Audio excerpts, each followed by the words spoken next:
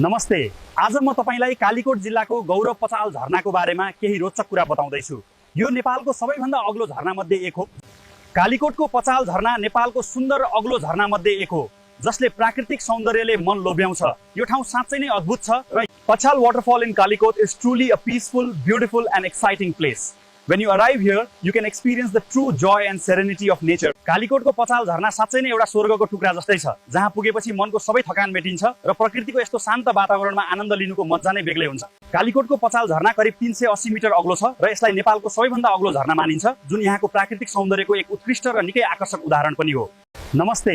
आज म तपाईलाई कालीकोट जिल्लाको गौरव पचाल झरनाको बारेमा केही रोचक कुरा बताउँदैछु। यो नेपालको सबैभन्दा अग्लो झरना मध्ये एक हो। कालीकोटको पचाल झरना नेपालको सुन्दर अग्लो झरना मध्ये एक हो, जसले प्राकृतिक सौन्दर्यले मन लोभ्याउँछ। यो ठाउँ साँच्चै नै अद्भुत छ र Pachal waterfall in Kalikot is truly a peaceful, beautiful and exciting place. When you arrive here, you can experience the true joy and serenity of nature. कालीकोटको Pachal झरना साँच्चै नै एउटा स्वर्गको टुक्रा जस्तै छ, जहाँ पुगेपछि मनको सबै थकान मेटिन्छ र प्रकृतिको यस्तो शान्त वातावरणमा आनन्द लिनुको मजा नै बेग्लै हुन्छ। कालीकोटको पचाल झरना करिब 380 मिटर अग्लो छ र यसलाई नेपालको सबैभन्दा अग्लो झरना मानिन्छ, जुन यहाँको प्राकृतिक सौन्दर्यको एक उत्कृष्ट र निकै आकर्षक उदाहरण पनि हो।